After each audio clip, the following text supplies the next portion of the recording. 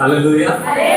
పరిశుద్ధ గ్రంథంలో ఉన్నటువంటి ప్రత్యేకత ఏంటంటే పిల్లరా, పాపమును గురించి తెలియజేస్తూ పరిశుద్ధతను గురించి ప్రకటిస్తారు.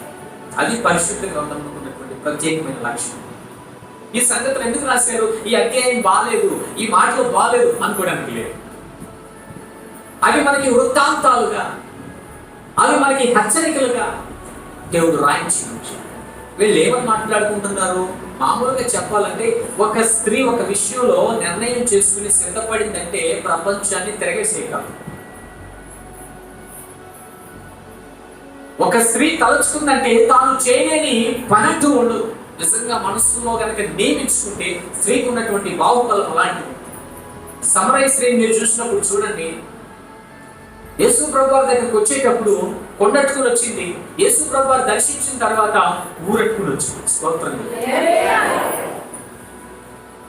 ఈ ఊళ్ళో ఎంతమంది మీ మాట అంటారు చెప్పండి? ఉన్న పొలంగా వచ్చేయమంటే, ఉన్న పొలంగా వచ్చేయమంటే ఎంతమంది వచ్చేస్తారండి? ఇప్పుడే వచ్చేయండి అని చెప్పి ఆ సమరయ స్త్రీ ఆ పట్టణం అందరినీ కూడా తీసుకొచ్చేస్తారు. ఆమె తలుచుకుంటే చేయలేనిది లేదు. అలాంటిది ఇద్దరు కలిస్తే, వీళ్ళిద్దరూ కలిసి అక్క చెల్లి మాట్లాడుకుంటున్నారు. ఏమని మాట్లాడుకుంటున్నారు? చెల్లితో అంటుంది అక్క, మన తండ్రి ముసలివాడు సర్వలోక మర్యాద చొప్పున మనతో పోవుటకు, అంటే మనకి పెళ్లి చేసుకోవడానికి పురుషుడే లోకంలో లేడు. ఇంకా పిల్లలు అలా పుడతారు, వంశావళి ఎలా ఉంటుంది అని చెప్పి వీళ్ళు గొప్ప ఆలోచన చేస్తున్నారు. వీళ్ళు ఎంత ఆత్మీయంగా పెరిగారో ఈ మాటలను బట్టి మీకు అర్థమవుతారు. వీళ్ళు ఎంత ఆధ్యాత్మికంగా పెరిగారో, వీళ్ళు దైవభక్తి ఎంతగా కలిగి ఉన్నారు ఈ మాటలను బట్టి మీకు అర్థమవుతారు.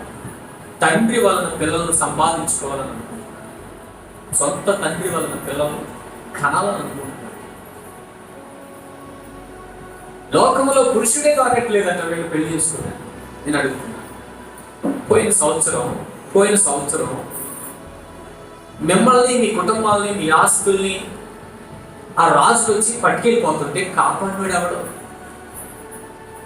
మిమ్మల్ని, మీ ఆస్తుల్ని తీసుకెళ్ళిపోతుంటే బానిసలుగా చేసేస్తారో చంపేస్తారో తర్వాత సంగతి. మిమ్మల్ని తీసుకెళ్ళిపోతుంటే కాపాడినాడు ఎవరు?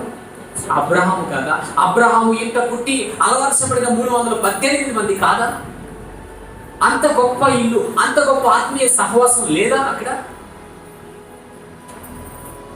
తల్లిగా ఓ మాట చెప్పుండాల్సింది. లోతు భార్య తన పిల్లలతో మాట చెప్పుండాల్సింది తల్లిగా. ఏమని? శ్రద్ధగా వినండి, నా వైపు చూడండి.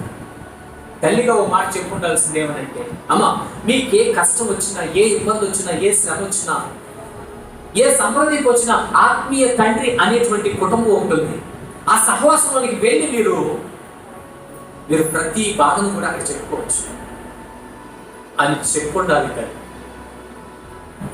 సొంత నిర్ణయాలు చేసుకోవటం నేర్చుకున్నారు వీళ్ళు. ఒకసారిగా తల్లి స్తంభంగా మారిపోయేసరికి వీళ్ళు ఎవరిని సలహాలు అడగాలో, ఎవరిని సంప్రదింపు చేయాలో వీళ్ళకి అర్థం కాని పరిస్థితి. మిమ్మల్ని పట్టుకెళ్ళిపోతుంటే మీ దగ్గరికి వచ్చి మిమ్మల్ని కాపాడి, మిమ్మల్ని సంరక్షించి, మీ చుట్టూ కంచి వేసి మీకు ఎవ్వరు లేదనుకుంటున్నారు, మేమున్నామని చెప్పి ధైర్యంగా చెప్పినటువంటి అబ్రహాం యొక్క కుటుంబం దగ్గరికి మీరు ఎందుకు వెళ్ళలేదు? అబ్రహాం కుటుంబం లేదా? ఆత్మీయ సహవాసం లేదా? ఒక క్రైస్తవ బిడ్డ ఆత్మీయ సహవాసం లేకపోతే ఆ బిడ్డ యొక్క ఆలోచనలు లోకానుసారంగా ఉంటాయి. లోక సమానమైన ఆలోచనలే అతన్ని అనుకుంటాం. ఎందుకు వారం మందిరానికి రావాలి? ఎందుకు వాక్యాన్ని వినాలి? ఎందుకు వాక్యాన్ని చదవాలి, ధ్యానించాలి, హృదయంలో దాచుకోవాలి అని అంటే లోక సమానమైన ఆలోచన, సొదొమ గొమొర్రాలో ఉన్నటువంటి ఆలోచన, ఐగుప్తులో ఉన్నటువంటి ఆలోచన నీలోనికి రాకూడదు. కాబట్టి నీవు వాక్యం చేత నీ హృదయాన్ని నింపుకోవాలి. ఇక్కడ కూర్చున్న కొంతమంది లోక సంబంధమైన వాటి చేత, ఆలోచనల చేత, క్రమాల చేత హృదయాన్ని నింపుకుంటున్నారు. అది కుదరదు. దేవుని సన్నిధానానికి వస్తున్నటువంటి, దేవుని చేత కట్టబడినటువంటి నీవు, దేవుని రక్తంలో కడగబడినటువంటి నీవు, నేను కూడా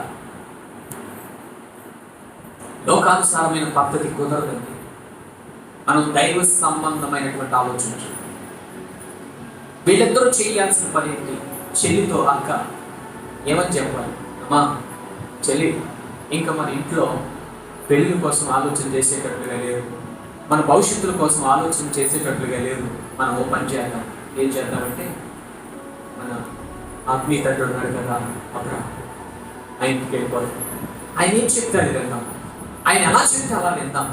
ఆయనే మంచి ఆలోచన చెప్తాడు, ఆయనే మన కోసం ప్రార్థన చేస్తాడు. ఆయన మన కోసం ప్రార్థన చేయబట్టే మన కుటుంబం చెప్పండి ఆయన మన కోసం ప్రార్థన చేయబట్టే మన కుటుంబం రక్షించబడింది. ఆయన మన కోసం పట్టించుకోబట్టే వాళ్ళు మనల్ని పట్టుకెళ్ళిపోతుంటే, వాళ్ళు మనల్ని తీసుకెళ్ళిపోతుంటే మన కోసం వచ్చాడు. శత్రువుతో పోరాడి చీల్చి చెడ్డాడి మరలా మనల్ని ఉన్న స్థానానికి తీసుకుని వచ్చాడు. ఆయన మనకి సరైన వాడు కాబట్టి ఆయన దగ్గరికి వెళ్తాం. అలాంటి ఆలోచనలు ఏమీ పిల్లలు చేయట్లేదు. ఎందుకంటే ఆత్మీయ సహవాసం యొక్క విలువేంటో ఆ పిల్లలకి తెలియలేదు. ఆత్మీయ నడిపింపు అంటే ఏంటో పిల్లలకి తెలియలేదండి. ఏదో ఇప్పటికి బాగున్నాం కదా, ఇప్పటికి సరిగా వెళ్ళిపోతున్నాం కదా అని అనుకుంటున్నారు చాలా మంది. సరైన పని వచ్చేసరికి, సరైన రోజు వచ్చేసరికి అప్పుడు తెలిపోతారు రంగు. అదేనండి, ఇది ఇదేనండి అంటారు కొంతమంది. మారింది నేను కానీ మా పిల్లలు కాదు కదండి అంటారు కొంతమంది.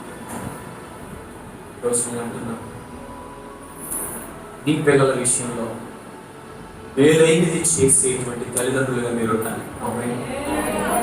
శాపకరమైనది ఏది మీ పిల్లల చేత తాగించుకోవద్దు. ఆ శాపకరమైనది ప్రభు తాగాడు.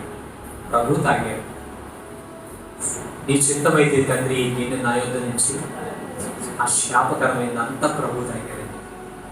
మీ పిల్లల చేత శాపకరమైనది తాగించుకోవద్దు.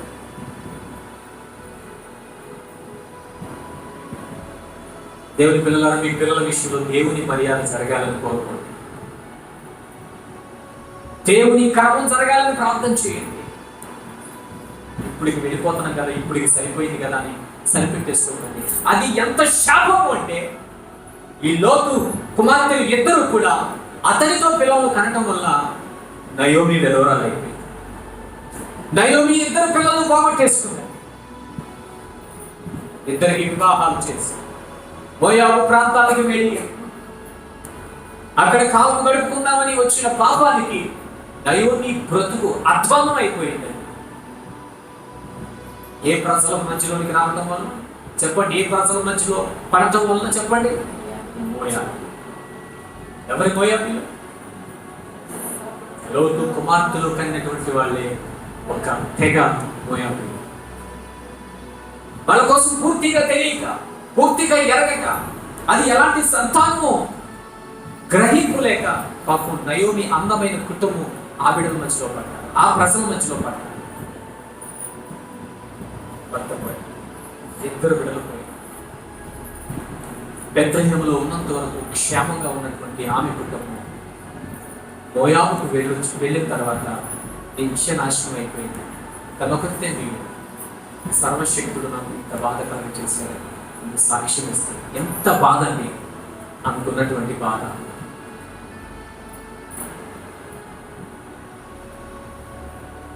మా పిల్లలు ఏమైపోతే ఏంటిలే, నేను ప్రార్థన చేస్తాను కదా, నేను ప్రార్థనా పరుడిని కదా, ప్రార్థనా పరుడు అంటారు. మా పిల్లలకి ఎలాంటి క్రమాలు చేసినా పర్లేదు, మా పిల్లలు ఆ పండుగల్లో పాల్పంచుకుంటారు, నేను ఈ పండుగలో పాల్పంచుకుంటాను.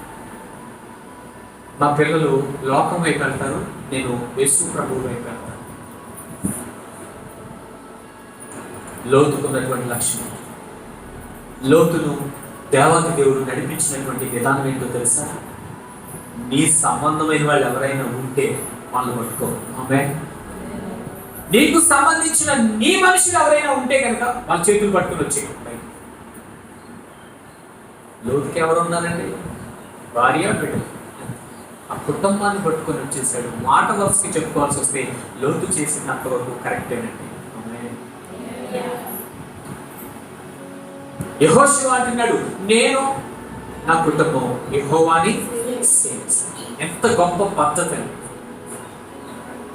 కుటుంబ సమేతంగా మనం దేవుని ఆరాధన చేయాలి, కుటుంబ సమేతంగా మనం భక్తి చేయాలి.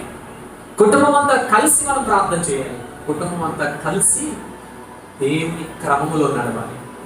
భర్త ఒకలాగా, భార్య ఒకలాగా, బిడ్డలు ఒకలాగా వేరు వేరు రకాలుగా వెళ్తే అది నీ బిడ్డలకి రాను రాను రాను శాపంగా మారిపోతాం.